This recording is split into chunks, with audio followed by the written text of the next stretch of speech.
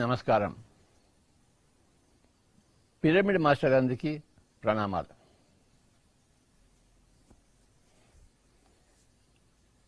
ప్రతిసారి మనం మరికొన్ని విషయాలు తెలుసుకుంటూ ఉంటాం.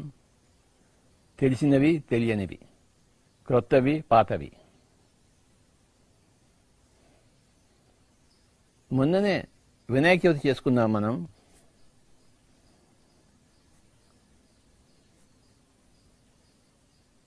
ఇంకా ఆ మహిమలోనే ఉన్నాం కనుక ఈరోజు ఆ వినాయక స్వామికి సంబంధించిన ఒక కాన్సెప్ట్ సిద్ధి బుద్ధి గురించి తెలుసుకుందాం.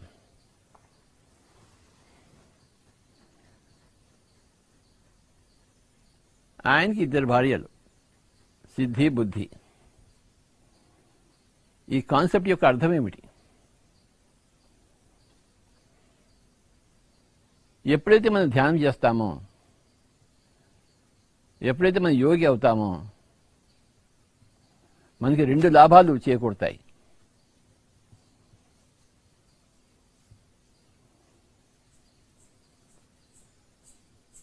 రెండు పెళ్ళిళ్ళు అవుతాయి మనకి.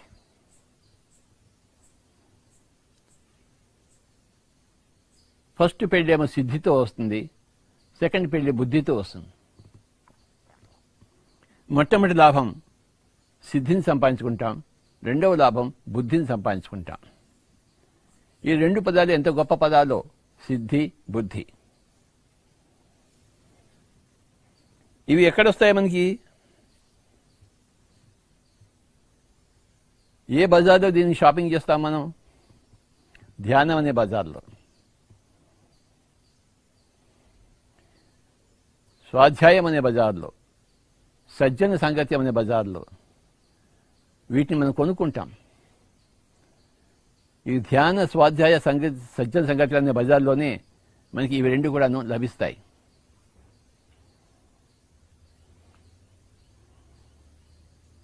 ఏదైనా బజార్లో ఉన్న సామాన్లు మనకి ఎలా లభిస్తాయి? మన చేతిలో, మన జేబులో డబ్బులు ఉండాలి. నువ్వు డబ్బులు లేకుండా బజార్కి వెళ్ళావనుకో, ఏం కొని తీసుకొస్తావు? ఏమీ కొని తీసుకురావు. కానీ జేబుల నిండా డబ్బులు ఉన్నాయనుకోండి, ఆ బజారంతా కొనుక్కొని రావచ్చు. ఆ బజార్లో సామాన్లు కొనుక్కోవాలంటే మన జేబులో డబ్బులు ఉండాలి.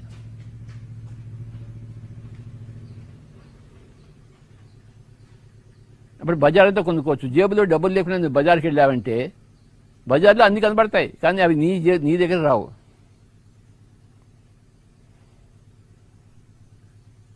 కానీ జేబు నిండా డబ్బులు ఉంటే మొత్తం బజార్ అంతా కొనుక్కోవచ్చు. ఏమేమి సామాన్లు ఉన్నాయో, ఏమేమి వస్తువులు కావాలో అన్నీ కొనుక్కోవచ్చు. ఒక మోటార్ కారు కొనుక్కోవచ్చు, ఒక ఏరోప్లేన్ కొనుక్కోవచ్చు, ఒక హిమాలయ యాత్ర కొనుక్కోవచ్చు, ప్రపంచమంతా తిరిగి రావచ్చు, ఒక పెద్ద రాజమహల్ కొనుక్కోవచ్చు. నీకేది కావాలంటే అది కొనుక్కుంటావు నువ్వు డబ్బులుంటే, ఎందుకంటే బజార్లో అన్నీ దొరుకుతాయి. అదేవిధంగా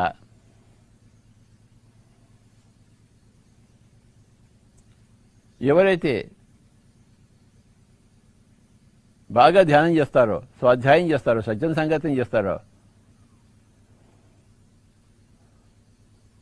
ఆధ్యాత్మికత అన్న డబ్బుతో, ధ్యానం అనే డబ్బుతో, స్వాధ్యాయం అనే డబ్బుతో, సజ్జన సంగతం అనే డబ్బుతో ఈ బజార్లోకి వస్తారో వాళ్ళకి రెండు దొరుకుతాయి. ఈ బజార్లో రెండు వస్తువులు ఉంటాయి. ఒక వస్తువు పేరు సిద్ధి, రెండో వస్తువు పేరు బుద్ధి. ఎంతైనా సిద్ధిని సంపాదించుకోవచ్చు, ఎంతైనా బుద్ధిని సంపాదించుకోవచ్చు.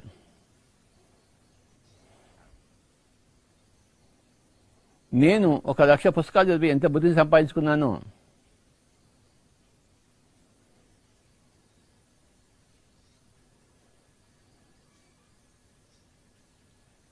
అలాగే ఎన్నో జన్మలు సాధన చేస్తూ చేస్తూ ఎంత సిద్ధిని సంపాదించుకున్నానో. మై డియర్ ఫ్రెండ్స్, ఈరోజు కథా వస్తువు సిద్ధి బుద్ధి. మొట్టమొదటి వచ్చేది సిద్ధి, పరంపరగా వచ్చేది బుద్ధి. ఎప్పుడైతే మనం ఆధ్యాత్మిక సాధన మొదలుపెడతామో, మనలో ఆధ్యాత్మిక పిపాస ప్రారంభమవుతుందో, మనలో ధ్యాన సాధన ఆవిష్కరింపబడుతుందో, అప్పుడు ఏమవుతుందంటే మెల్లిమెల్లిగా మనం సిద్ధి అనే బజార్లోకి వెళ్ళి ఆ సిద్ధిని కొనుక్కోవడం మొదలు పెడతాం.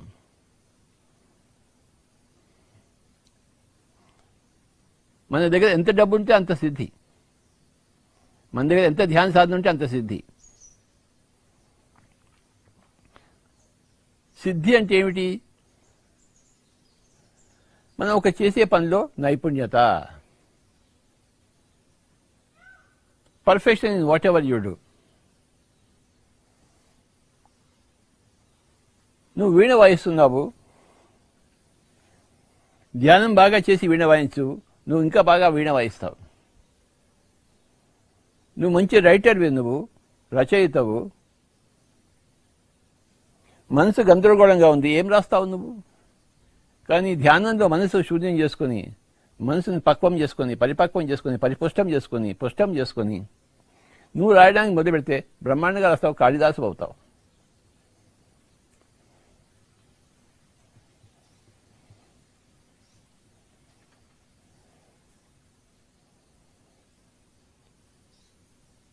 తిరుపతి శ్రీ మేడసాని మోహన్ గారు అవధాని, మహా అవధాని, గొప్ప అవధాని, సహస్రావధాని, ఎన్ని అవధానాలు చేశారో. ఆయనకి ఎంత ధారణాశక్తి ఉందో లెక్కే లేదు. 100 మంది పుస్తకులు ఉన్నా వాడు కొన్ని వేద ప్రశ్నలు వేసినా అన్నిటికీ గుర్తుపెట్టుకుని మళ్ళీ అన్నిటికీ సమాధానాలు చెప్తారు వారు. అంతటి ధారణాశక్తి ఎక్కడి నుంచి వచ్చింది వాళ్ళకి? గత జన్మలో చేసిన ధ్యానం ద్వారా. అంత సిద్ధత్వం ఎక్కడి నుంచి వచ్చింది? గత జన్మలో చేసిన ధ్యానం ద్వారా. అది లేకుండా ఇది రాదు. కారణం లేకుండా కార్యం ఉండదు, ఎక్కడా ఉండదు. ప్రతి కార్యం వెనుకట్ల ఒకానొక కారణం ఉంటుంది.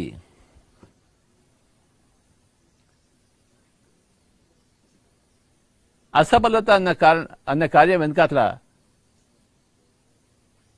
ధ్యానం లేమి అనే కారణం ఉంటుంది.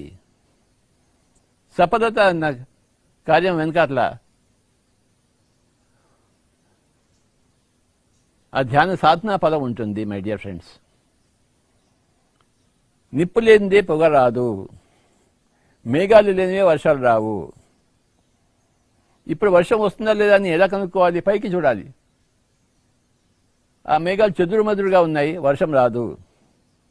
లేదు, దట్టంగా అలుముకొని ఉన్నాయి మేఘాలు, చూశాను, ఇంకాసేపులో వర్షం వస్తుందేమో. ఆ మేఘాలు ఉంటే వర్షంకి ఉంది, మేఘాలు లేనప్పుడు ఇంకా ఆకాశంలో వర్షం ఎక్కడి నుంచి వస్తుంది? ఆ కారణం లేకుండా ఈ కార్యం జరగదు. ఆ ధ్యాన సాధనా శక్తి లేకపోతే ఈ ధారణా శక్తి రాదు. బిస్మిల్లా ఖాన్ గారు భారతరత్న, ఆయన అంత చక్కగా షహనా ఎలా వాయిస్తాడు? ఆయన నెంబర్ 1 మాస్టర్ ఎలా అయ్యగలిగాడు ఈ జన్మలో? గత జన్మలో ఎంతో ధ్యాన సాధన చేశాడు. సంగీత సాధనతో పాటు ధ్యాన సాధన. సంగీత సాధన చేస్తే సంగీతం వస్తుంది, ధ్యాన సాధన చేస్తే సంగీత సాధనలో పరాకాష్ఠ వస్తుంది. లియోనార్డో డా వించి ఉన్నాడు. ఆయన ఎంత గొప్ప చిత్రలేఖనం చేశాడు, ఎన్ని పెయింటింగ్స్ వేశాడో లెక్కే లేదు. బ్రహ్మాండమైన పేకినాడు. పెద్ద పెద్ద బిల్డింగ్ నిండా పైన కింద అంతా కూర్చుని పెయింటింగ్ చేశాడు. రోమ్లో వాటికన్లో అన్నీ ఆయనవే ఉన్నాయి.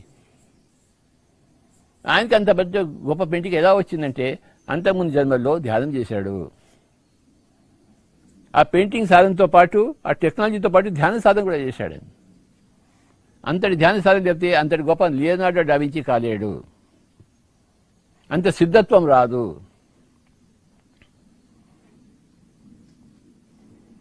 మహాత్మా గాంధీ దేశం కోసం అంతా సర్వస్వం త్యాగం చేశాడు. దేశం కోసం నిరంతరం కష్టపడ్డాడు. 10 చోట్ల తిరిగాడు. గబగబ పరిగెత్తాడు, వాకింగ్ చేశాడు, సముద్రం దగ్గరికి వెళ్ళాడు, ఉప్పు తీసుకున్నాడు, ప్రతి గ్రామానికి వెళ్ళాడు, నూలు వడికాడు, రాట్నం మీద ఎన్ని పనులు చేశాడో లెక్కే లేదు మహాత్మా గాంధీ. రోజు రాస్తాడు ఆయన, రిపోర్ట్ ఇస్తాడు న్యూస్ పేపర్లకి తన వ్యూస్కి. అఖండమైన రాతగాడు, అఖండమైన మాటగాడు. ఒక ధోతి పెట్టుకున్నాడు అంతే, ఒక గోచి పెట్టుకున్నాడు అంతే, ఒక కర్ర పెట్టుకున్నాడు, నడుచుకుంటూ వెళ్ళాడు. దేశానికి స్వాతంత్రం తీసుకొచ్చాడు, జాతిపిత అయ్యాడు. మరి అంతటి కార్యశూరత, అంతటి దీక్ష, అంతటి పట్టుదల, అంతటి కార్యశూరత, అంతటి సిద్ధత్వం ఎక్కడి నుంచి వచ్చింది? ఏదైనా ఎక్కడి నుంచి వస్తుంది? గత జన్మల నుంచి వస్తుంది. ఈ జన్మలో ఉన్నవన్నీ ఎక్కడి నుంచి వస్తాయి? గత జన్మల నుంచి వస్తాయి. ఈ జన్మలో చేసిన కృషి ఫలితంగా వచ్చే జన్మల్లో, తదుపరి భవిష్యత్తు కాలంలో ఇంకా బాగా రాణిస్తాం. ఈ జన్మలో నేను పూర్తిగా కష్టపడ్డాను అనుకోండి, వచ్చే జన్మలో నాకు ఇంకా బాగా ఉంటున్నాను. 5 ఏళ్ల పిల్లవాడు మంగళంపల్లి బాలమురళీకృష్ణ, ఆయన నోరిపితే చక్కటి సంగీతం వచ్చేసింది, కచేరీ చేశాడు 5 ఏళ్ల వయసులో. ఎవరైనా 5 ఏళ్ల వయసులో ఏమైనా కచేరీలు చేస్తారా? అంత బాగా పాడతారా? అన్ని రాగాలతో, అన్ని తాళాలతో, అన్ని కీర్తనలు. అది ఎక్కడి నుంచి వచ్చింది? ఈ జన్మలో రాలేదు, ఎందుకంటే 5 సంవత్సరాలు అబ్బాయికి. నేను 5 ఏళ్ళు ఉన్నప్పుడు నాకెందుకు రాలేదు? ఆ అబ్బాయికి ఎందుకు వచ్చింది? దేవుడు నాకన్నా ఆ అబ్బాయిని ప్రత్యేకంగా పట్టించాడా? అది దేవుడిచ్చాడా? ఆ కళా నైపుణ్యం 5 ఏళ్ల వయసులో నాకెందుకు ఇవ్వలేదు దేవుడు? దేవుడు అందరికీ సమానంగా ఇస్తాడు కదా, మరి నాకెందుకు కూడా ఇవ్వవలసింది కదా? నాకు ఇవ్వలేదే. 5 ఏళ్ల వయసులో నేను నత్తిగానే మాట్లాడాను, నేను మాటలే సరిగ్గా లేవు. కానీ బాలమురళీకృష్ణ గారికి మహాసంగీతం వచ్చేసింది 5 ఏళ్ల వయసులోనే. ఎక్కడి నుంచి వచ్చింది? ఆయన గత జన్మల్లోంచి వచ్చింది. ఆయన చేసిన సాధనే మళ్ళీ ఆయనకి నైపుణ్యంగా వస్తుంది. భగవంతుడు అందరికీ సర్వసమానమే, ఎవరి దగ్గర నుంచి పుచ్చుకోడు, ఎవరికి ఏది ఇవ్వడు. ఆయన తటాస్తు అంటాడు, సాక్షిభూతంగా ఉంటాడు. మరి ఏది మనకి ఫలం ఇస్తుందంటే మనం చేసిన కర్మే మనకి ఫలం ఇస్తోంది, మనం చేసిన ధ్యానమే మనకి ఫలం ఇస్తోంది, మనం చేసిన కృషి మనకి ఫలాన్ని ఇస్తోంది. మై డియర్ ఫ్రెండ్స్, మన ధ్యానము, మన స్వాధ్యాయము, మన సజ్జన సంగత్యము, మనం చేసిన పుణ్యము, మన సేవా కార్యక్రమే. పుణ్యం కొద్దీ పురుషుడు అంటారు. మనం చేసిన పుణ్యమే మనకి ఫలంగా తిరిగి వస్తుంటుంది. ఇదే కారణకార్య సంబంధము. ఈ సిద్ధి ఎక్కడి నుంచి వస్తుందంటే సిద్ధికి కారణం ఉంది. సిద్ధి అంటే ఎఫిషియన్సీ, నైపుణ్యత. ఏ పనిలో అయినా సరే. మా అమ్మగారు ఎంతో చక్కగా వంట చేసేవారు, నెంబర్ 1 మాస్టర్ వంటలో. రకరకాల వంటలు చేసేవారు ఆయన, నార్త్ ఇండియా వంటలు, సౌత్ ఇండియా వంటలు. మరి మిగతా వాళ్ళ ఎవరి దగ్గర అంత నైపుణ్యత చూడలేదు. అంత నైపుణ్యత ఆవిడ దగ్గర ఎందుకు వచ్చింది? నేను ఆవిడ దగ్గర ఎందుకు పెట్టానంటే ఆవిడ నైపుణ్యత కోసమే. ఆవిడకి అంత శక్తి ఎక్కడి నుంచి వచ్చిందంటే ఎన్నో జన్మల నుంచి అందులో ప్రాక్టీస్ చేసింది, అభ్యాసం చేసింది. ఆ గత జన్మ నుంచి తెచ్చుకుంది తన సాధన ద్వారా ఆ నైపుణ్యం, ఆ సిద్ధి, ఆ సిద్ధత్వం.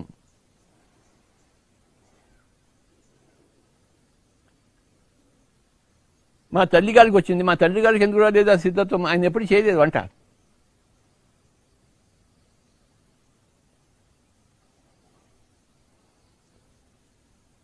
ఎవరు ఏ పనిలో నిష్ణాతులైనా కూడాను, నైపుణ్యం సంపాదించుకున్నా కూడాను, అదంతా గత జన్మ నుంచి ధ్యాన సాధించి వచ్చిందే.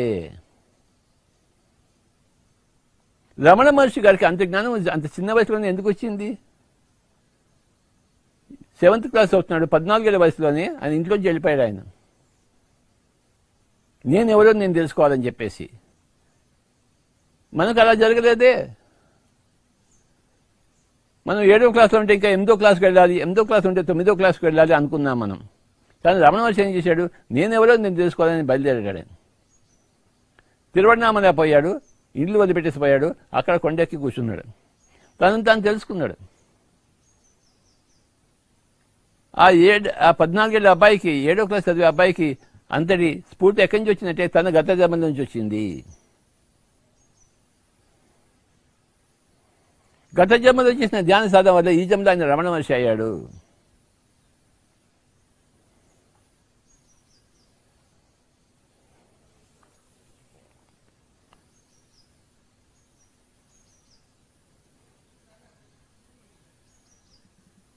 హరిప్రసాద్ చౌరశేఖర్ బ్రహ్మాండంగా వేణువు ఊదుతారు, బాన్సరి.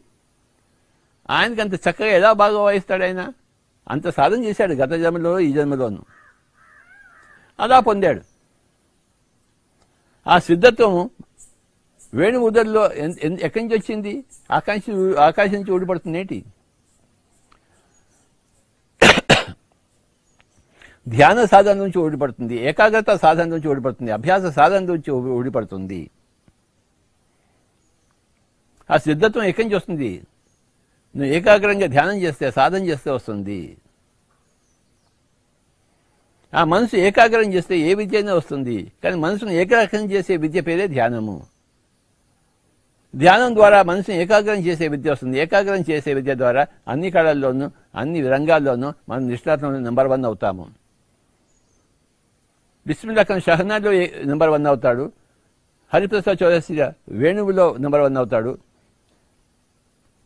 గాంధీజీ గారు దేశ సేవలో నెంబర్ 1 అవుతారు. ఐన్స్టైన్ సైన్స్లో నెంబర్ 1 అవుతాడు.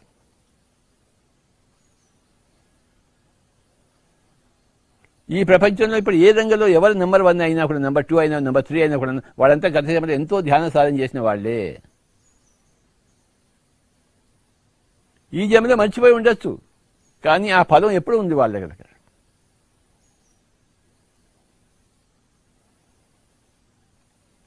నేను మా ఇంట్లో బహుసంతానంలో నేను ఒక సంతానాన్ని మా తల్లిదండ్రులకు. మరి నాకు ఇంత ఈ ధ్యానము స్వాధ్యాయం అని ఎక్కడి నుంచి వచ్చాయి? నాకు మా ఇంట్లోంచి రాలేదే. నేను ఏ గురుకులానికి వెళ్ళలేదే, ఏ ఆశ్రమానికి వెళ్ళలేదే.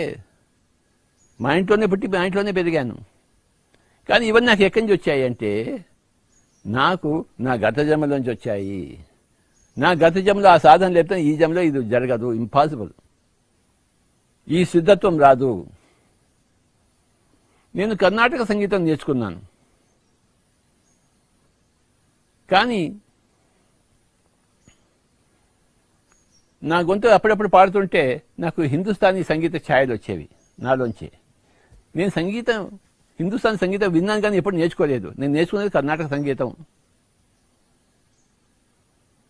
ఒకరోజు మా గురువు గారైన శ్రీపాద పినాక పండుగ గారి దగ్గరికి నేను వెళ్ళాను కర్నూలులో.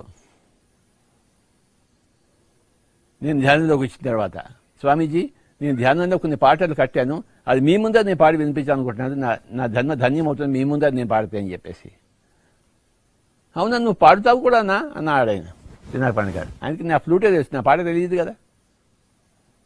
స్వామీజీ మీ అనుమతితో కొంచెం పాడుతాను అన్నాను. శ్రీపాద పినాక పండుగ పద్మభూషణ్ సంగీత కళానిధి డాక్టర్ శ్రీపాద పినాక పండుగ గారు ముందర, ఆయన ఒక శిష్య పరమాణు అయిన నేను ఆయన ముందర పాడాను. ఆ ధైర్యం తెచ్చుకుని పాడాను. ఆయన ముందర పాడడం అంటే ఎలా ఉంటుంది తెలుసా? హనుమంతుడు ముందర కుప్పిగంతులు వేయడం లాంటిది. నావేమో కుప్పిగంతులు, ఆయనేమో హనుమంతుడు. ఆయన కానీ ధైర్యం చేసి ఆ హనుమంతుడి ముందర కుప్పిగంతులు వేశాను ఆ రోజు డాక్టర్ శ్రీపాద పినాక పండుగ గారి ముందర. పాడవయ్యా అన్నాడు ఆయన. ఆయన ఎప్పుడు దయార్థ హృదయుడు, అందరినీ ఎంకరేజ్ చేస్తుంటాడు. ఆయన పాట పాడతాడంటే వాడికి ఆయన సపోర్ట్ ఇస్తాడు, ఎప్పుడు సాష్టాంగ నమస్కారం చేసి సపోర్ట్ ఇస్తాడు. అంత గొప్ప మనిషి ఆయన డాక్టర్ శ్రీపాద పినాక పండుగ గారు, సంగీత కళానిధి, పద్మభూషణ్. నేను పాడాను. ఏం పాడాను? ధ్యానము చేసేదము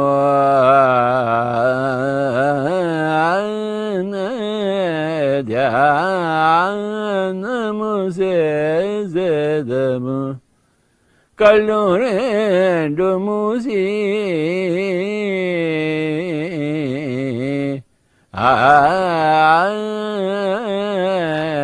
కళ్ళు రెండు మూసి తలముల నితృంచే శ్వాస ధ్యాసము చెదమా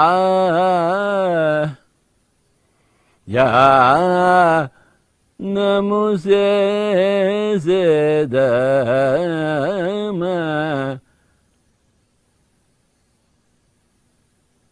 తదరే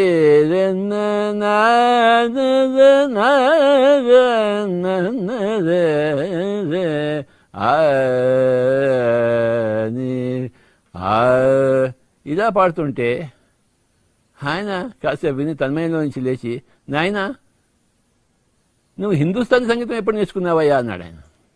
నా బొంద నేర్చుకున్నాను నేను, నా కర్ణాటక సంగీతం ఏది నాకు సరిగా రాదు, హిందుస్థానీ కూడా నేర్చుకుంటానా. కానీ ఆయన స్టేట్మెంట్ ఏంటి, నువ్వు హిందుస్థానీ ఎప్పుడు నేర్చుకున్నావా అని చెప్పేసి. నేను ఎప్పుడు నేర్చుకోలేదు, కానీ విన్నాను అంతే, కానీ నేర్చుకోలేదు. కానీ మనం ఎలా పాడగలిగిన కాస్త హిందుస్థానీ ఛాయల్లో నా గత జన్మలోంచి వచ్చింది అది. నా గత జన్మలో నేను హిందుస్థానీ గాయకుడిని, హిందుస్థానీ వాయిద్యకారుడిని. ఆ తర్వాత నాకు తెలిసిందనమాట. కనుక గత జన్మలోంచి కెపాసిటీ మనకి వస్తాయి. మనకి ఇంత గొప్ప మహా పిరమిడ్ స్పిరిచువల్ మూమెంట్ ఒక బ్రాహ్మణ యువకుడి దగ్గర నుంచి, పనికిమాలిన వెధవ దగ్గర నుంచి ఎందుకు వచ్చి ఎలా వచ్చిందంటే గత జన్మలోనే విశేషం. రాకుండా ఎలా ఉంటుంది? గత జన్మలో ఉన్నది ఈ జన్మలో రాకుండా ఎలా ఉంటుంది? బాలమురళీ కృష్ణ గారికి 5 ఏళ్ల వయసులోనే, మొజార్ట్ 4 ఏళ్ల వయసులోనే గొప్ప సంగీత రచనలు చేశాడు. మొజార్ట్ అంటే మహా గొప్ప సంగీత పండితుడు, 4 ఏళ్ల వయసులో. అది ఎలా వచ్చింది? గత జన్మలో చేసిన ధ్యాన సాధన వల్ల.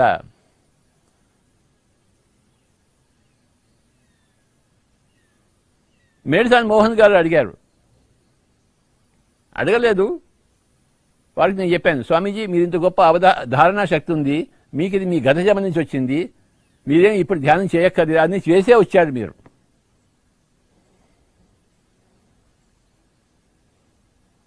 నేను ధ్యానం చేస్తున్న మొట్టమొదటి రోజులో నేను ఎంతో సాధన చేశాను. నేను కూడా శరీరం నుంచి బయటికి రావాలి, నేను కూడా యాస్ట్రల్ ట్రావెల్ చేయాలి, కుండాలని రైస్ కావాలి, థర్డ్ డే సంపాదించుకోవాలని ఎంతో సీరియస్గా కూర్చునేవాడిని. నా దగ్గర నేర్చుకున్న వాళ్ళందరికీ అవన్నీ వచ్చాయి, నాకు ఎందుకు రాలేదు?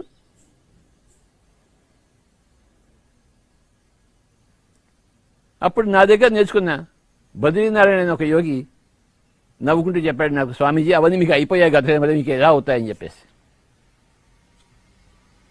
మీరు ధ్యానం చేయడం కోసమే పుట్టలేదు, ధ్యానం చెప్పడం కోసమే పుట్టారు మీరు అని నాకు చెప్పాడు. నాకు అర్థమైపోయింది అది, నేను ధ్యానం చెప్పడం కోసమే పుట్టాను, ధ్యానం చేయడం కోసం పుట్టలేదని చెప్పేసి. ధ్యానం చేయడం అనేది నా గత జన్మలో అయిపోయింది. ధ్యానం చెప్పడమే ఎన్నో గత జన్మ నుంచి చేస్తున్నాను. చేసింది ఎవడన్నా మళ్ళీ చేస్తాడా? ఇప్పుడు మనం పలక బల్బం తీసుకుని ఈ అని దిద్దుతామా? ఒకప్పుడు దిద్దాము, ఇప్పుడు మళ్ళీ ఆ పని చేస్తామా? పలక దగ్గర పెట్టుకుని బల్బం పెట్టుకుని ఈ ఏ ఐ అని మనం దిద్దుతామా? దిద్దాం కదా. అది వచ్చేసింది, వంట వచ్చేసింది. మనకి పలక అక్కర్లేదు, బలపం అక్కర్లేదు. ఈ అని చెప్పేస్తాం హాయిగా, అహా దాకా. ఆ సాధన అయిపోయింది. ఇప్పుడు నేను సంగీత సాధన దగ్గర నేర్చుకోవాలి, సరిగం పద్ధతి నేర్చుకోవాలా? నేర్చుకున్నాను ఎప్పుడో. ఆ నేర్చుకున్న ఎప్పుడు నా దగ్గర ఉంటుంది, మళ్ళీ ఇప్పుడు నేను నేర్చుకోక్కర్లేదు. సరి గ మ పద ని సా ని ద ప మ గ రే స సరి గ రే గ మ ప మ పద పద ని ద ని స సా ని ద ని ద ప ద ప మ ప మ గ రే స సరి గ మ పద ని స సా ని ద ప మ గ రి స సరి గ మ గ రి సరి గ రి సరి గ మ రి గ మ ప మ గ రి గ మ ప మ గ రి గ మ గ రి గ మ ప గమ పద పమ గమ పమ గమ పద మ పద ని అన్ని స్వరాల సాధన వస్తాయి. సాధన చేసి వచ్చాను కనుక మళ్ళీ సాధన చేయక్కర్లేదు. ఎందరో మహానుభావులు అందరికీ వందనములు, ఎందరో మహానుభావులు అందరికీ వందనములు, ఎందరో మా చందురువాను అని అందచందము హృదయ అరవిందము నోజోజి బ్రహ్మానందమనుభవించు రెందరో. ఎంత పాడతాం, ఎందుకంటే నేర్చుకుందాం కనుక. మళ్ళీ ఇప్పుడు నేను ఎందరో మహానుభావులు నేర్చుకోకలేదు, నేర్చుకున్నాను, అయిపోయింది. నేర్చుకోవడం అయిపోయింది. ఇప్పుడు సాధన చేస్తాను, ఇంకా బాగా సాధన చేస్తే ఇంకా బాగా రాణిస్తాను, ఇంకా యోగ కర్మసు కౌశలం వస్తుంది. యోగ కర్మసు కౌశలము, యోగ సాధన ద్వారా చేసే కర్మలో కౌశల్యం వస్తుంది. ఏ కర్మలో అయినా కౌశల్యం ఎక్కడి నుంచి వస్తుంది అంటే యోగం ద్వారా. కర్మల్లో కౌశల్యాన్ని ఏమంటారు? సిద్ధి అంటాము. ప్రతి మనిషికి సిద్ధత్వం కావాలి, పర్ఫెక్షన్ కావాలి, అన్నిట్లోనూ. క్రికెట్లో కావాలి, వికెట్ కీపింగ్లో ధోనీలా ఉండాలి, బౌలింగ్లో కపిల్ దేవ్లా ఉండాలి, బ్యాటింగ్లో విరాట్ కోహ్లీలా ఉండాలి.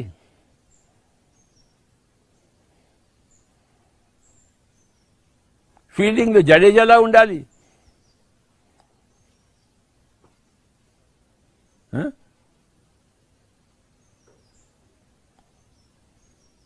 నువ్వు రచయితగా ఉండాలంటే విశ్వనాథ సత్యనారాయణలా ఉండాలి. నువ్వు డాన్సర్ అయితే మైకిల్ జాక్సన్లా ఉండాలి, చిరంజీవిలా ఉండాలి.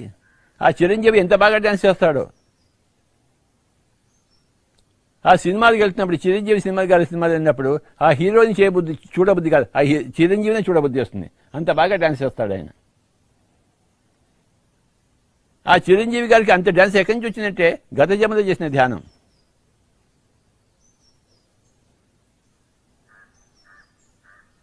ఆ యోగం వల్ల ఈ కర్మలో కౌశల్యం వచ్చింది. ఆ యోగం చెప్తే ఈ కర్మలో కౌశల్యం రాదు.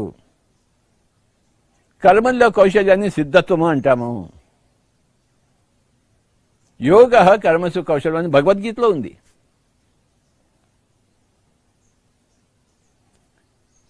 యోగం ద్వారా ఏమొస్తుంది ఆయన? అందరూ అడుగుతాను నన్ను, ధ్యానం ఎందుకు చేయాలి మేము, మాకేం లాభం, అది టైం వేస్ట్ కాదా, ఊరికే కళ్ళు రెండు మూసుకుని కూర్చుంటే శ్వాస మీద జాస్తి పెడితే మీకేమైనా పిచ్చి పట్టిందా అని నన్ను తిడుతుంటారు. నాకేమీ పిచ్చి పట్టలేదు, పిచ్చిని పోగొట్టుకున్నాను.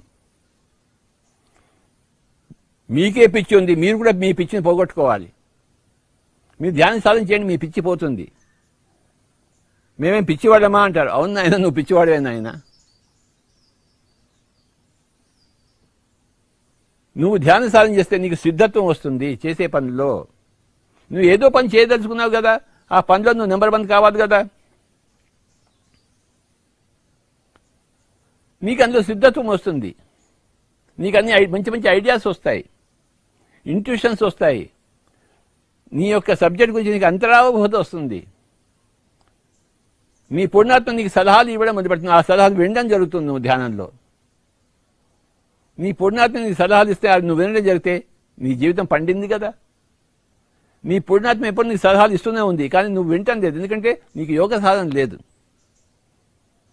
ఎప్పుడైతే యోగ సాధన చేస్తావో, నీ పూర్ణాత్మ ఇచ్చే సలహాలు నువ్వు పాటిస్తున్నావో, నీ పంట పండింది కదా. లేకపోతే బంజరు భూమి అయింది కదా. ధ్యాన సాధన లేక బంజరు భూమి అయింది, ధ్యాన సాధనతో పచ్చని పంటలు వచ్చాయి. యోగ కర్మసు కౌశలం అన్నదే సిద్ధి, సిద్ధత్వంకు దారి. యోగ సాధనే సిద్ధత్వంకు దారి. ఈరోజు మన వినాయకుడి ద్వారా 2 విషయాలు తీసుకుంటున్నాం, సిద్ధి, బుద్ధి. మొట్టమొదటిలో సిద్ధి. నువ్వు క్యారమ్స్ ఆడుతున్నావు, ధ్యానం చేసి క్యారమ్స్ ఆడు, బ్రహ్మాండంగా అన్నీ వేసేస్తావు ఒకటేసారి, అన్ని కాయిన్స్. నువ్వు ధ్యానం చేసి క్రికెట్ ఆడు, ఏ బాల్ని ఎక్కడ కొట్టాలో అక్కడ కొట్టేస్తావు.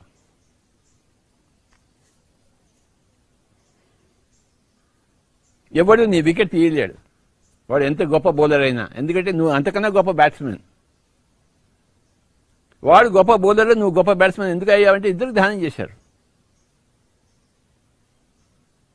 ధ్యానం లేకపోతే చేతులు కాళ్ళు అడుగుతాయి. కపిల్ దేవ్ బౌలింగ్ చేస్తే, వెస్లీ హాల్ బౌలింగ్ చేస్తే,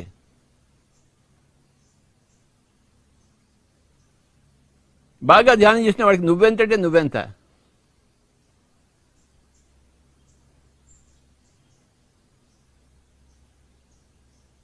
రాముడు రావణుడు ఇద్దరు ధ్యానం చేసిన వాళ్లే, మహాధ్యానం చేసిన వాళ్లే. రావణుడు ఏం తక్కువ వాడా? ధ్యానం చేసి ఈశ్వరుణ్ణే గడగడలాడించాడు. మరి రాముని గడగడలాడించాడు ఏంటి? రాముడేం తక్కువ వాడా? రావణాసుని గడగడలాడించాడు.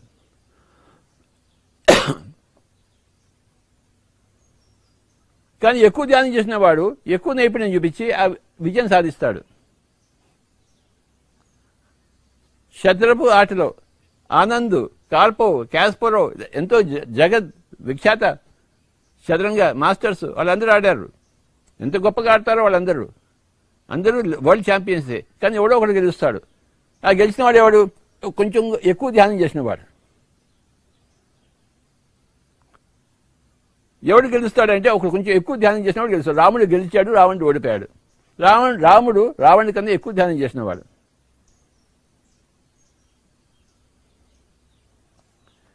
ఆనంద్కి చెస్ వచ్చు, కార్పోవ్కి వచ్చు, క్యాస్పరోవ్కి వచ్చు. కానీ కొంతమంది ఓడిపోతారు, కొంతమంది గెలుస్తారు. ఒకసారి ఓడిపోవచ్చు, ఎందుకంటే ధ్యాన సాధన లోపించినప్పుడు ఓడిపోతాము, ధ్యాన సాధన అద్భుతంగా ఉన్నప్పుడు గెలుస్తాము. యోగ కర్మసు కౌశలం అన్నది భగవద్గీత సూత్రం, మోస్ట్ ఇంపార్టెంట్ సూత్రము. అదే ఆన్సర్, జవాబు, సమాధానం. దేనికి? ధ్యానం చేసి ఏమొస్తుంది అంటే సిద్ధత్వం వస్తుంది. నువ్వు వ్యాపారం చేస్తున్నావు కదా, అవును స్వామి వ్యాపారం చేస్తున్నాను, మరి నువ్వు అందులో నెంబర్ 1 అవ్వాలా వద్దా? తప్పకుండా అవ్వాలి స్వామి, అందుకోసమే చేస్తున్నాను. అది ఎలా అవుతుంది? నువ్వు ధ్యాన సాధన చెయ్యి. నీ బిజినెస్ టెక్నాలజీతో పాటు, నీ బిజినెస్ డిగ్రీస్తో పాటు నువ్వు ధ్యానం చేయి. నీ కేవలం బిజినెస్ డిగ్రీ సరిపోవు, నువ్వు ధ్యానం చేసి దానికి ఊతం ఇస్తే నువ్వు మహోన్నత విజయాన్ని సాధిస్తావు. ధ్యానం చేస్తూ సంగీతం నేర్చుకో, ధ్యానం చేస్తూ బిజినెస్ చేయి, ధ్యానం చేస్తూ నువ్వు వ్యవసాయం చేయి. నీ మొక్కలతో మాట్లాడతావు,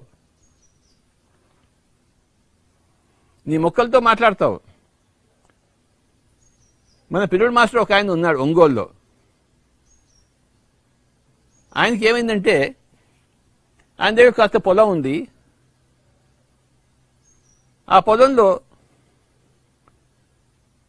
ఎప్పుడు కూడాను అకాలంలో వర్షాలు వచ్చి ఆ పొలం అంతా కొట్టుకుపోయేది. మన పిల్లడు మాస్టర్ పేరు రవి, ఒంగోలు జిల్లాలో బాగా ధ్యానం చేస్తాడు. ఆ పొలం వచ్చి నీళ్ళు వచ్చి అన్ని కొట్టుకుపోయావు అనమాట.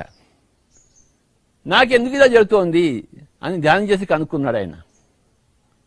కనుక్కుంటే గత జన్మల్లో ఎంతోమంది పొలాలను ఆయన నాశనం చేశాడు. అందరి పొలాలు బాగుంటే వీడిపోయి రాత్రిపోయి కాల్చి వచ్చేవాడు అనమాట పొలాలని. అప్పుడు నేనే గొప్ప పని చేశాను అనుకున్నాడు. ఈ జన్మలో తన పొలం అంతా సర్వనాశనం అయింది. నీళ్ళు వచ్చి కొట్టుకుపోయాయి, పంట చేతికి వచ్చినప్పుడు నీళ్ళన్నీ వచ్చి కొట్టుకుపోయాయి. ప్రతిసారి అదే జరిగేది.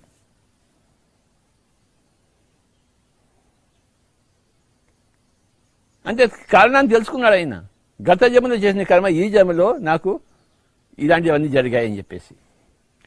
ఇంకోసారి ఏమైందంటే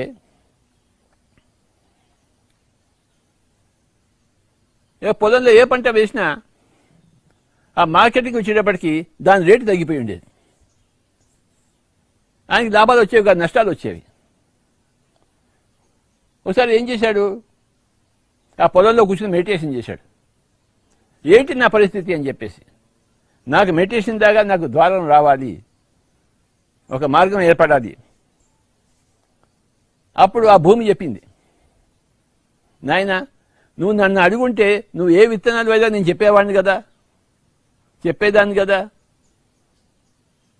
నన్ను అడగకుండా ఎందుకు వేసావు విత్తనాలు? నీ ఇష్టం వచ్చినట్టు వేస్తావా, నా ఇష్టం వచ్చినట్టు వేస్తావా అని భూమి చెప్పింది. సరే మాస్టర్, నువ్వు చెప్పినా నేను చేస్తాను, ఈసారి నేను ఏం వేయాలి అని చెప్పేసి. నువ్వు ఫలానా విత్తనాలు వేయవయ్యా, ఫలానా పంట చేయవయ్యా అని భూమి చెప్పింది. ఆ సంవత్సరం ఆ పంట పక్క వాళ్ళు ఎవరు వేయలేదు, ఎందుకంటే ఆ పంట వేస్తే నష్టాలు వస్తాయని వాళ్ళు అనుకున్నారు. కానీ భూమి ఏం చెప్పింది, నువ్వు అదే వెయ్యి అని చెప్పింది. ఇతను ధ్యాని కనుక, పిరమిడ్ మాస్టర్ కనుక, తన ధ్యానంలో వచ్చిన భూమి యొక్క సందేశమే తీసుకుని చేశాడని. మిగతా వాళ్ళు ఎవరో పంట వేయలేదు, ఈ అబ్బాయి ఒకడే ఆ పంట వేశాడు. బ్రహ్మాండమైన పంట వచ్చింది, బ్రహ్మాండమైన రేటు వచ్చింది. భూమి చెప్పినట్టు చేశాడు. ఆ కర్మలో కౌశల్యం వచ్చేసింది. వ్యవసాయంలో కౌశల్యం ఎక్కడి నుంచి వచ్చింది? ధ్యానం నుంచి వచ్చింది. అంతకుముందు వ్యవసాయమే, ఏం పంట వేశాడో అంతా కొట్టుకుపోయింది. వ్యవసాయ శాస్త్రం కానీ ధ్యాన శాస్త్రం లేదు అంతకుముందు. ఎప్పుడైతే ఆ వ్యవసాయ శాస్త్రానికి తోడు తన ధ్యాన శాస్త్రాన్ని జోడి చేశాడో, ఆ కృషి శాస్త్రంతో పాటు ధ్యాన శాస్త్రం కృషి చేశాడు, బ్రహ్మాండమైన పంటలు సంపాదించాడు.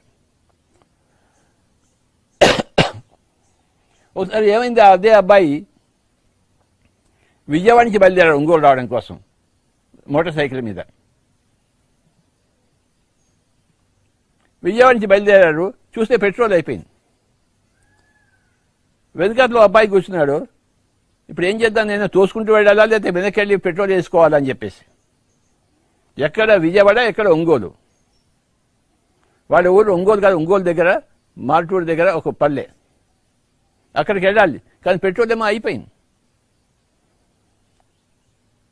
అప్పుడు ఈ రవి గారు మన మాస్టర్ ఏం చెప్పారంటే, పెట్రోల్ లేకుండా బండి వెళ్ళాలి.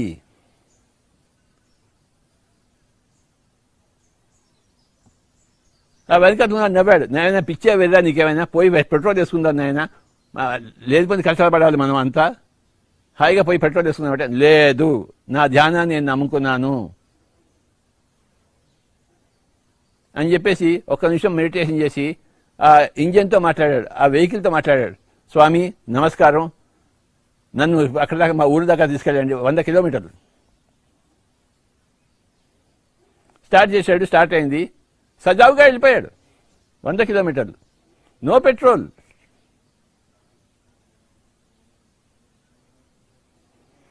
అంతకుముందే బెట్ కట్టాడు మాట, నేను తీసుకెళ్తే నువ్వు నాకేమి ఇస్తావు అన్నాడు వెనక ఉన్నవాడితో. నాయన నువ్వు ఈ పని చేస్తే నీకు 4 లక్షల రూపాయలు ఇస్తాను పో అన్నాడు అన్నమాట. 4 లక్షల రూపాయలు ఇస్తాను, నువ్వు ఈ పని చేయగలిగితే నీకు 4 లక్షల రూపాయలు నేను ఇస్తాను అన్నమాట.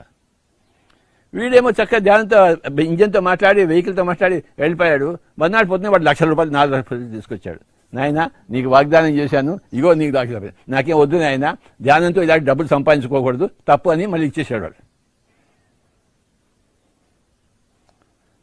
నాకు నీ 4 లక్షల రూపాయలు వద్దు, నేను తీసుకుంటే నాకు పాపం అవుతుంది, నా ధ్యానాన్ని అమ్ముకున్నట్టు. నేను ధ్యానాన్ని అమ్ముకోలేదు, కానీ నీ యొక్క నమ్మకం కోసమే నేను చేశాను ఆ పని, నా అమ్ముకోలేదు నా ధ్యానానికి, నాకు నీ 4 లక్షల రూపాయలు అక్కర్లేదు నాయన అని వాపస్ ఇచ్చేసాడు. అది పిరమిడ్ మాస్టర్ అంటే. ఆ సిద్ధత్వం ఎక్కడి నుంచి వచ్చింది? యోగ కర్మసు కౌశలం. నువ్వు ఏ కర్మ కర్మను ఆ యోగంతో వస్తుంది. ఒకరోజు నేను హైదరాబాద్లో కొన్ని సంవత్సరాల కిందట చూశాను, పెద్ద జన సమూహం ఉంది హైదరాబాద్ ఫతే మైదాన్లో. వేల మంది కొద్ది వచ్చున్నారు. ఏంటబ్బా ఇంతమంది ఇక్కడ వచ్చారని నేను కూడా దూరాను. అక్కడ అంతా ఒక ఆయన మైక్ ముందర మాట్లాడుతున్నాడు, బ్రహ్మాండంగా మాట్లాడుతున్నాడు హిందీలో.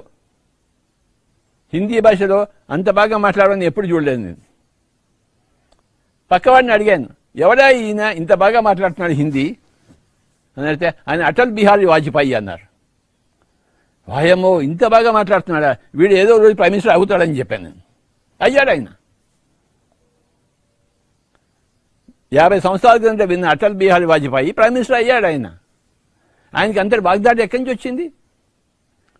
ఏ వాగ్దాటి ఏ ఫీల్డ్లో అయినా ఏ క్షేత్రం దాటి ఎక్కడి నుంచి వస్తుంది?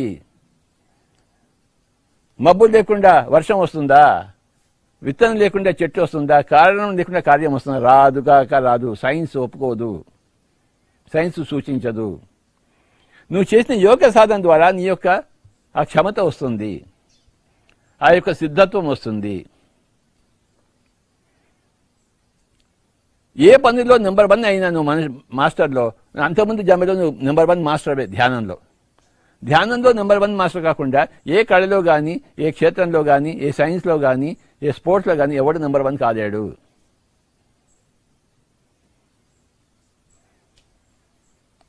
నువ్వు కూడా నెంబర్ 1 కావాలనుకుంటే నువ్వు నెంబర్ 1 ధ్యానంలో అవ్వాలి. అప్పుడు నువ్వు చేపట్టిన పనిలో నెంబర్ 1 అవుతావు. యోగ కర్మసు కౌశలం. ఈరోజు ఈ వినాయకుల వారి కాన్సెప్ట్ సిద్ధి బుద్ధి అని గురించి తెలుసుకుంటున్నాము.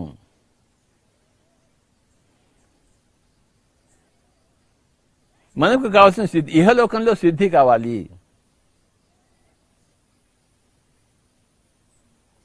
అమర శిల్పి జక్కన ఎంత బాగా శిల్పాలు చేస్తాడో, అమర శిల్పి ఆయన.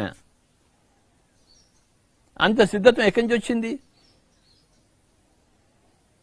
కాళిదాసు గారికి అంత సిద్ధి ఎక్కడి నుంచి వచ్చింది? ఆయన కాళికాదేవి ఉపాసకుడు, ధ్యానం చేశాడు ఆయన. కాళికాదేవి ప్రత్యక్షం అన్ని వరాలు ఇచ్చేసింది, బ్రహ్మాండంగా రచన చేశాడు ఆయన.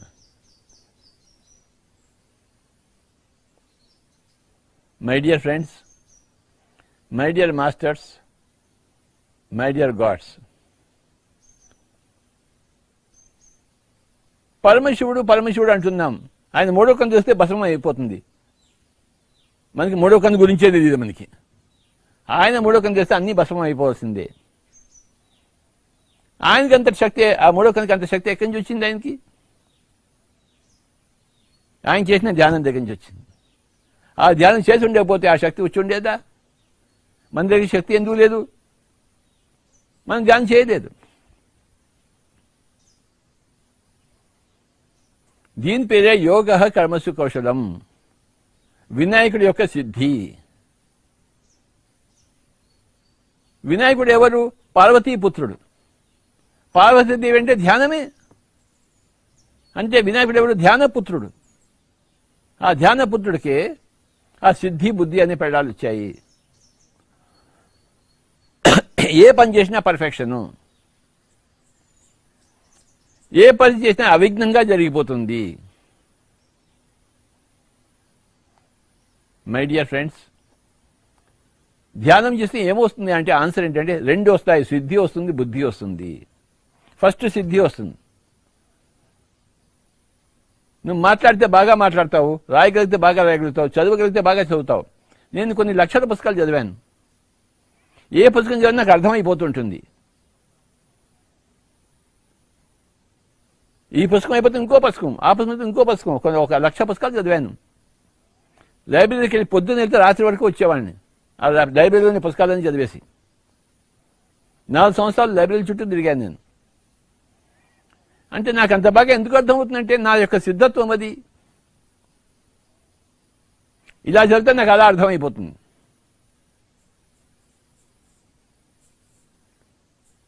నా గత జన్మలో చేసిన ధ్యాన సాధన వల్ల నాకు ఇవన్నీ పుస్తకాలన్నీ అర్థమైపోతున్నాయి. ఏ పుస్తకాన్ని రెండోసారి చదవక్కర్లేదు. నాకు ఆ పుస్తకం స్వాధ్యాయంలో అంత సిద్ధత్వం ఎక్కడి నుంచి వచ్చింది? నాకు నేనేం వోకల్ నేర్చుకోలేదు, ఫ్లూట్ నేర్చుకున్నాను. కానీ వోకల్ ఎందుకు వచ్చింది? నా గత జన్మ నుంచి వచ్చింది.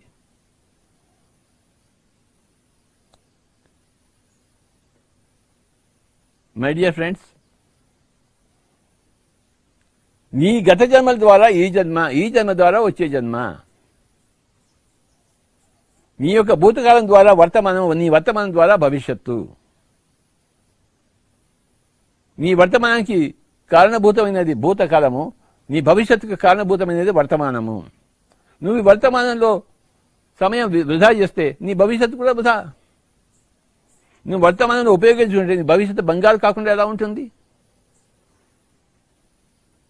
కారణం లేకుండా కార్యం ఎక్కడా జరగదు. ఇది శాస్త్రము, ఇది సైన్సు,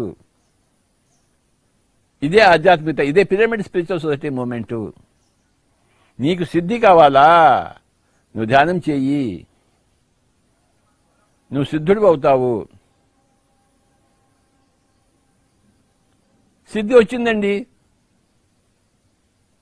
నువ్వు ఎంత సిద్ధి వచ్చినా, నువ్వు షహనాలో ఎంత బిస్మిల్లా ఖాన్ అయినా, సితార్లో ఎంత పండిత్ శంకర్ అయినా, పెయింటింగ్లో ఎంతటి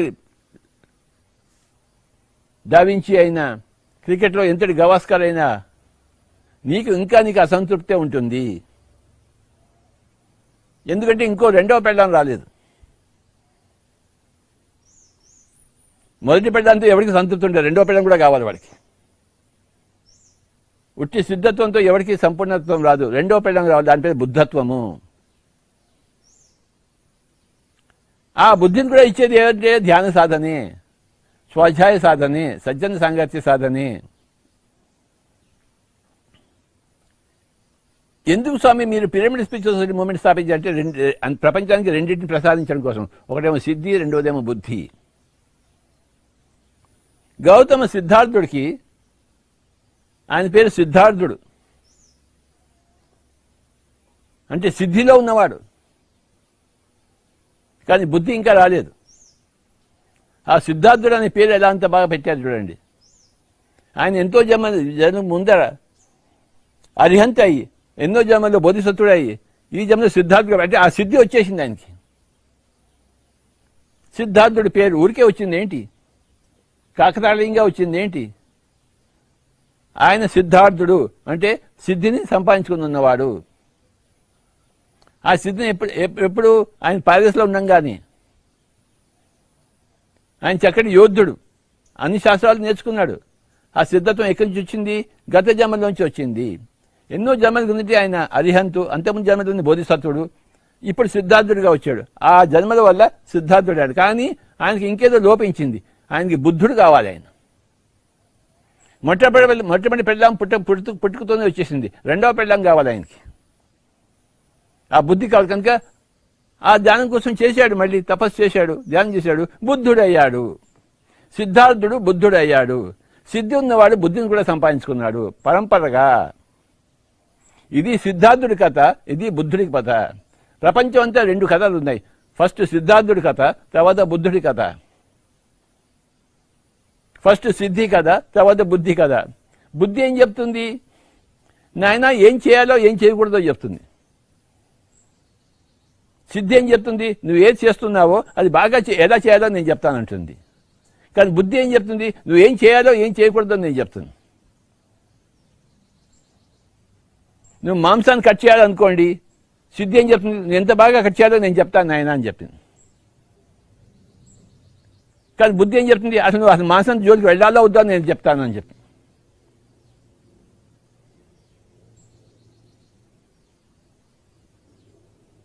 సిద్ధి ఏం చెప్తుంది?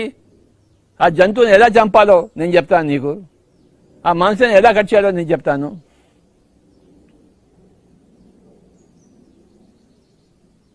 కానీ బుద్ధి ఏం చెప్తుంది? అసలు మాంసం జోలికే పోతున్నాయన అని చెప్తుందన్నమాట బుద్ధి.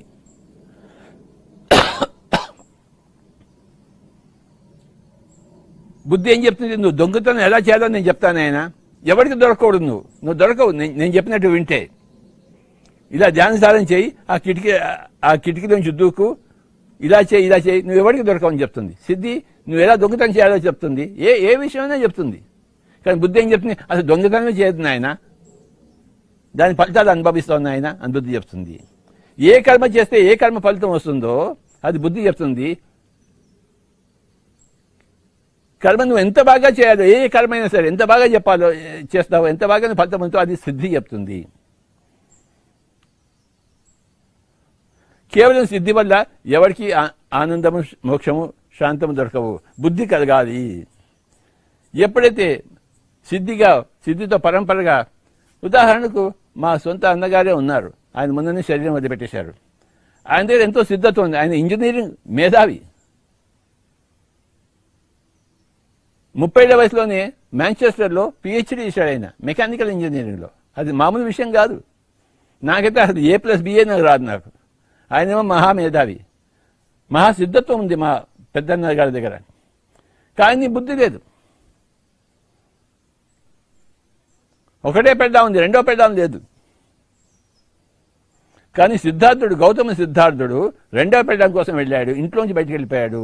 ఆ రెండో పెళ్ళాన్ని సాధించుకుని వచ్చాడు, బుద్ధుడు అయ్యాడు, మహాబుద్ధుడు అయ్యాడు. ఆ బుద్ధుని తలుచుకుని మనం ఇంతవరకు జీవిస్తున్నాం ఇక్కడ ఈ 2500 సంవత్సరాల తర్వాత కూడాను. సిద్ధార్థుడు, సిద్ధి అనే పేరు వచ్చింది. గౌతమ బుద్ధుడు అంటే బుద్ధి అనే పేరు వచ్చింది. అక్కడ సిద్ధి నుంచి బుద్ధి సంపాదించుకున్నాడు, ప్రపంచానికి ఆదర్శం అయ్యాడు. ఎక్కడ చూసినా గౌతమ బుద్ధుడి విగ్రహాలే. చైనాలో, రష్యాలో, ఎక్కడ పోయినా, ఇండియాలో ఎక్కడ పోయినా బుద్ధుడి విగ్రహాలే. బుద్ధుడి విగ్రహం అంటే బుద్ధికి విగ్రహము. ఆ బుద్ధికి ఎక్కడి నుంచి వచ్చింది? ధ్యానం నుంచి వచ్చింది.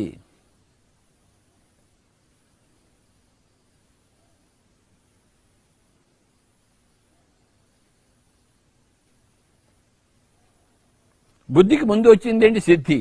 ఆ సిద్ధి ఎక్కడి నుంచి వచ్చింది? ధ్యానం నుంచి వచ్చింది.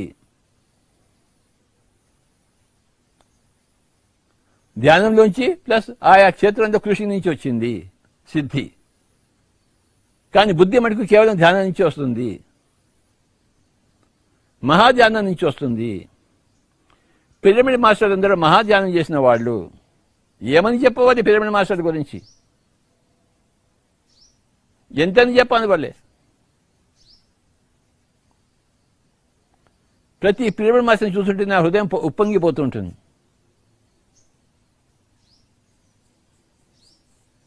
గిరిజా మేడం చూస్తే హృదయం ఉప్పొంగిపోతుంది. అవి ఎంత గొప్ప బుద్ధి,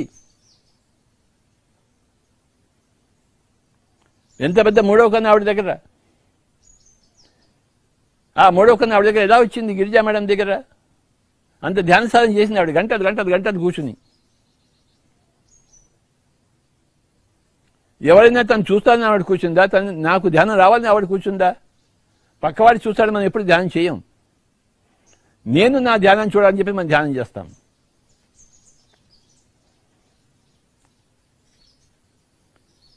ఒక పని ఎంత బాగా చేయాలో చేస్తాము సిద్ధి ద్వారా, ఏ పని చేయాలో ఏ పని చేయకూడదో తెలుసుకుంటాము బుద్ధి ద్వారా. ఫర్ ఎగ్జాంపుల్, నేను సంగీతం నేర్చుకున్నాను, నాకు ఇంగ్లీష్ కూడా వచ్చు, తెలుగు కూడా వచ్చు, క్రికెట్ కూడా వచ్చు. అయితే నేనేం చేయాలి నా జీవితంలో?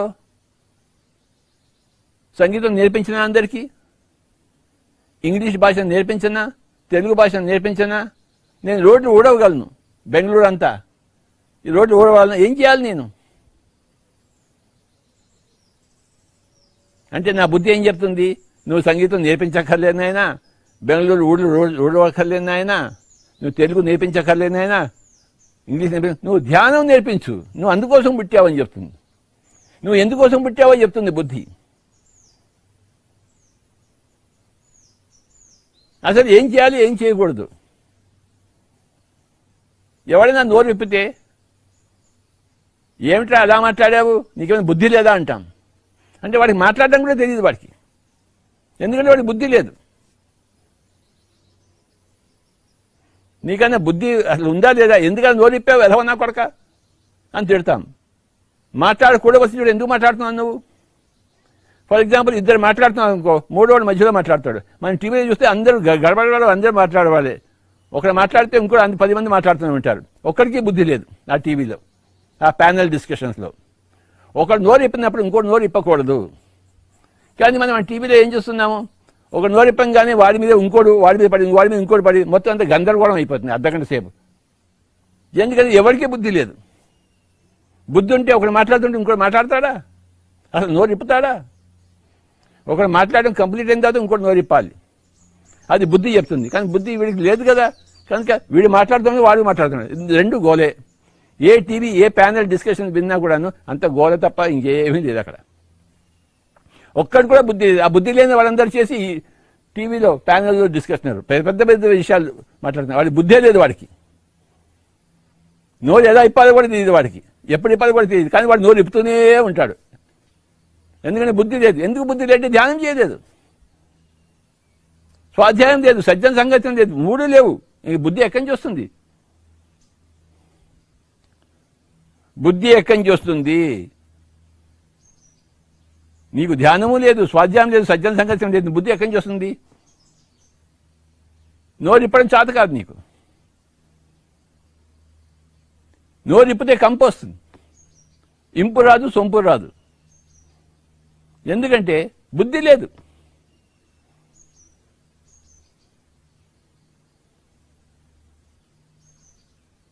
నువ్వు బాగా సంగీతం పాడుతున్నావు, కానీ చికెన్కి మటన్ తింటున్నావు. నీకేం చేయాలో తెలియటం లేదు. నువ్వు మంచి డ్రైవర్వే, రేసింగ్ డ్రైవర్వే, నెంబర్ 1 డ్రైవర్వే, కానీ మళ్ళీ జంతువులను కోసుకుని తింటున్నావు. నువ్వేం రేసింగ్ డ్రైవర్? ఆ రేసింగ్లో నువ్వు నెంబర్ 1 ప్రపంచంలో. సిద్ధి ఉంది కానీ బుద్ధి లేదు నీకు. వాడు ఎవడో పెద్ద యాక్టర్ అంటే వాడు సూసైడ్ చేసుకున్నాడంట. ఈ మధ్య టీవీలో అదే వస్తుంది. వాడు మంచి యాక్షన్ చేశాడు, వాడు సిద్ధత్వం వచ్చింది, కానీ బుద్ధి ఎక్కడుంది? సూసైడ్ చేసుకున్నాడు వాడు.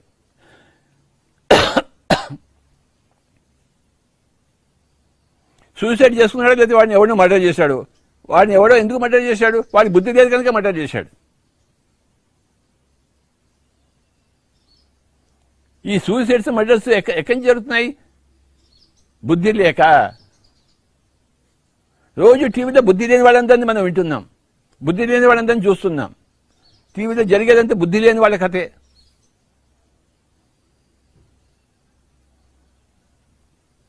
ఈరోజు మై డియర్ ఫ్రెండ్స్ 2 చక్కటి పదాలు తీసుకుందాం, సిద్ధి, బుద్ధి.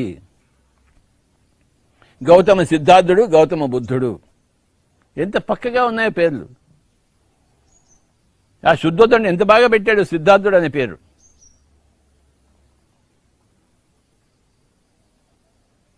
ఆ పుట్టినప్పుడే జాతకం చూసినప్పుడు చెప్పారు సిద్ధార్థుడికి, వీడు మహా చక్రవర్తి అయినా అవుతాడు, లేకపోతే మహా సన్యాసి అయినా అవుతాడని చెప్పేసి. చక్రవర్తి కాకూడదని, చక్రవర్తి కావాలి, సన్యాసి కాకూడదని చెప్పేసి ఎన్నో జాగ్రత్తలు తీసుకున్నాడు శుద్ధోదనుడు. కానీ ఆయన గత జన్మ ప్రభావం ద్వారా చక్రవర్తి కాలేదు, మహా సన్యాసి అయ్యాడు ఆయన. కనుక మై డియర్ ఫ్రెండ్స్, మనం ఏ కారణంతో పుడతామో ఆ కారణమే అయి తీరుతాము. గౌతమ సిద్ధార్థుడు మహా చక్రవర్తి కావడం కోసం పుట్టలేదు, మహా సన్యాసి, మహాజ్ఞాని కావడం కోసం పుట్టాడు. అదే సాధించాడు ఆయన. అలాగే మనం అందరం కూడాను, నేను ఏదో ఐఏఎస్ చదివేద్దాం అనుకున్నాను, ఐఏఎస్ కాలేదు, ఇగో గడ్డం వచ్చింది అంతే నాకు. ఇది కావడం కోసం నేను పుట్టాను, అప్పుడు నాకు తెలియదు. నాకు బాగా ఐఏఎస్ కోసం చదివామండి. మా అన్నగారు నన్ను, నువ్వు ఐఏఎస్ ఆఫీసర్ కావయ్యా అని చెప్పేవాడు. చదివాను. ఆ చదువులు నాకు లాభపడ్డాయి, కానీ నాకు ఐఏఎస్లో ఎప్పుడు నాకు ఫెయిల్యూరే. ఏది మన జన్మ ప్రణాళిక లేదు దాంట్లో మనం ఫెయిల్ అయిపోతాము, ఏది మన జన్మ ప్రణాళిక అందులో సక్సెస్ అవుతాము. మై డియర్ ఫ్రెండ్స్, సిద్ధి, బుద్ధి. ధ్యానం వల్ల ఏం వస్తుంది అని అందరూ అడిగే ప్రశ్నకి 2 వస్తాయి. ఫస్ట్ సిద్ధి వస్తుంది, 2 బుద్ధి వస్తుంది. అందరికీ బుద్ధి అక్కర్లేదు, కానీ సిద్ధి మటుకు కావాలి. వ్యాపారం చేసేవాడికి వ్యాపారం బాగా చేయాలి, వ్యవసాయం చేసేవాడికి వ్యవసాయం బాగా చేయాలి, వంట వండేవాడికి బాగా వంట వండాలి, ఇంగ్లీష్ లెక్చర్కి ఇంగ్లీష్ ఇంకా బాగా రావాలి, సంగీతం పాడేవాడికి కనుక సిద్ధి అందరికీ కావాలి. బుద్ధి మటుకు కాబట్టి అక్కర్లేదు. కనుక సిద్ధి కోసం చేయవయ్యా ధ్యానం అని చెప్తాం మనం. నువ్వు చేసే పని ఇంకెంత ఉన్నతంగా, ఇంకొంచెం ఉత్తమంగా నువ్వు చేస్తావు. నువ్వు ఏ పని చేసి దొంగవాడివైనా సరే, నువ్వు దొంగగా వీరప్పన్లా అవుతావు, అంత బాగా గడగడలాడించగలవు నువ్వు. ఏ వృత్తిలో అయినా నీకు నాణ్యత వస్తుంది, నైపుణ్యత వస్తుంది, సిద్ధత్వం వస్తుంది. నీకు సిద్ధి కావాలా వద్దా? సిద్ధి మటుకు అందరికీ కావాలి. సిద్ధి వద్దు అనేవాడు ఎవడు ఉండడు ప్రపంచంలో, సృష్టిలో. నేను బాగా పరీక్షలు రాయాలి స్వామి, బాగా రాయాలా? ధ్యానం చేసింది ఆయన, సిద్ధత్వం వస్తుంది. నాకు పిల్లలు కావాలి, ఒక ఆవిడ పిల్లలు కావాలని వచ్చింది. 12 సంవత్సరాలు అయిపోయింది, పిల్లలు లేరు. ఆ డాక్టర్ దగ్గరికి వెళ్తే నీకు పిల్లలు కలగదు నాయన అని చెప్పింది. నా దగ్గరికి వచ్చారు, నాకు పిల్లలు కావాలి. నువ్వు ధ్యానం చేయ, పిల్లలు వస్తారు. ధ్యానం చేశారు వాళ్ళు, దంపతులు ఇద్దరు, ఒక అబ్బాయి ఒక అమ్మాయి పుట్టారు. నువ్వు అనుకున్న పని నీకు జరుగుతుంది, నువ్వు అనుకున్న పని నీకు నెరవేరుతుంది, నీకు సక్సెస్ వస్తుంది. నువ్వు ఏది అనుకుంటే అది.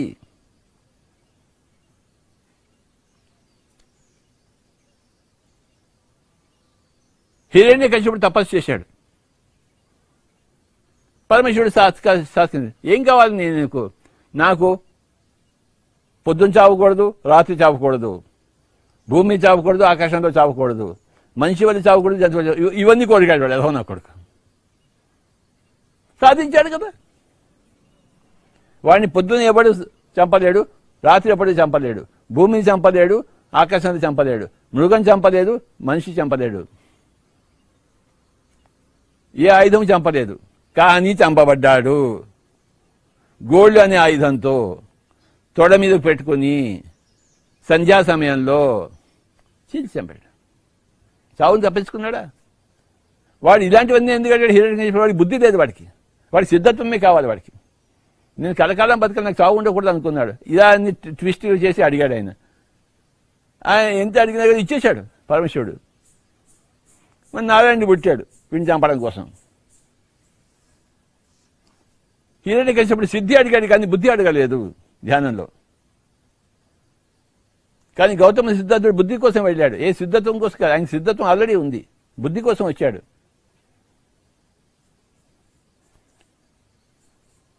ధ్యానం వల్ల మనకి ఫస్ట్ ఇహలోకంలో సిద్ధి వస్తుంది, పరలోక ప్రాప్తి బుద్ధి వస్తుంది. ఈరోజు ఈ రెండు విషయాలు కూలంకషంగా తెలుసుకుందాం. సిద్ధి, బుద్ధి.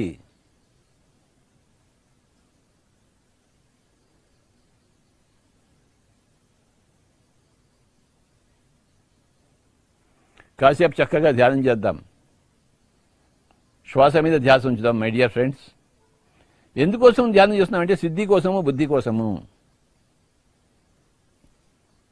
ఎవరు కళ్ళు తెరవరాదు, ఉచ్ఛ్వాస నిశ్వాసాలతో కూడుకుని ఉందాము.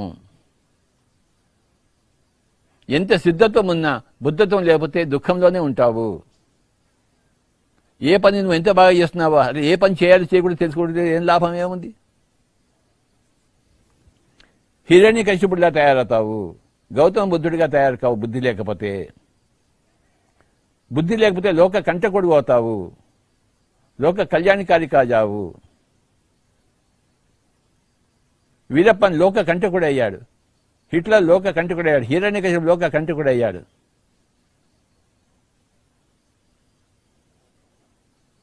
బుద్ధిని తెచ్చుకో, మహాత్మా గాంధీలో తయారవుతావు, మదర్ టెరెసాలో తయారవుతావు.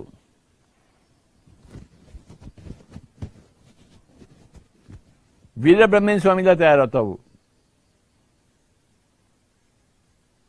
బసవేశ్వరుడుగా తయారవుతావు, అక్క మహాదేవిలా తయారవుతావు, తిరువళ్ళుబాదులా తయారవుతావు,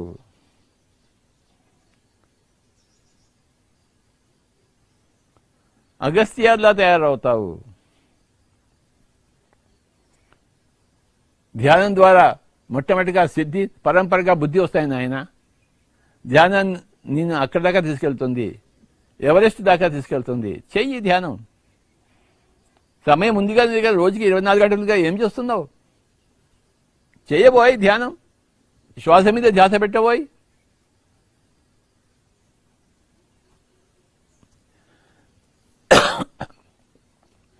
హాయిగా కూర్చో, కళ్ళు రెండు మూసుకో, శ్వాస మీద ధ్యాస పెట్టు.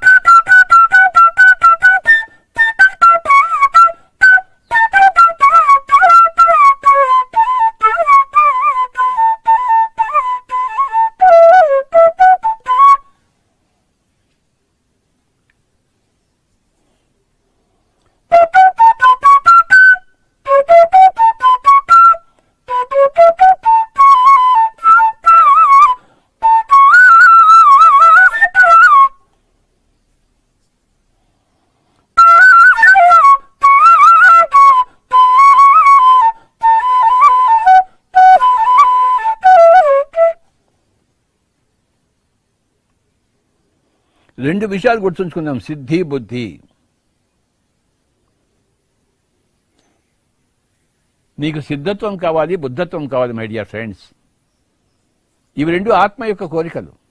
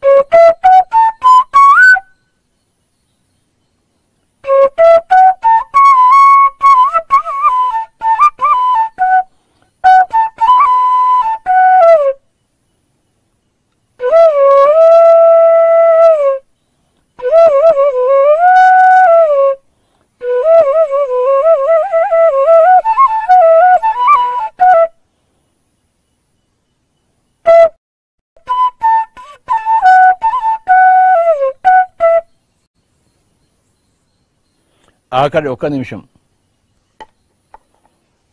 శ్వాస మీద ధ్యాస సిద్ధి కోసము, బుద్ధి కోసం.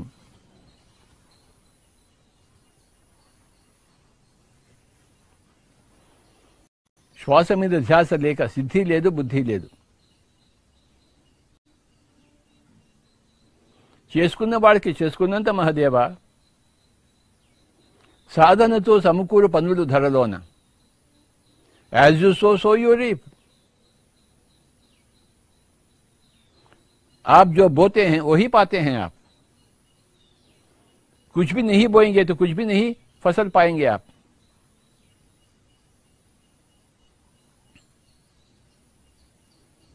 మేఘాలు లేకుండా వర్షాలు రావు. మేఘాలు వస్తే వర్షాలు రాకుండా ఉండవు. ధ్యానం చేద్దాం. ఆఖరి 30 సెకండ్లు. స్వాధ్యాయం చేద్దాం, సజ్జన సంగతం చేద్దాం, సేవ చేద్దాం.